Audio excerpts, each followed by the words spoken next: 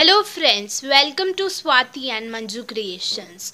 आज हम आपको डेकोरेटिव ट्री कैसे बनाते हैं घर पर वो दिखाएंगे।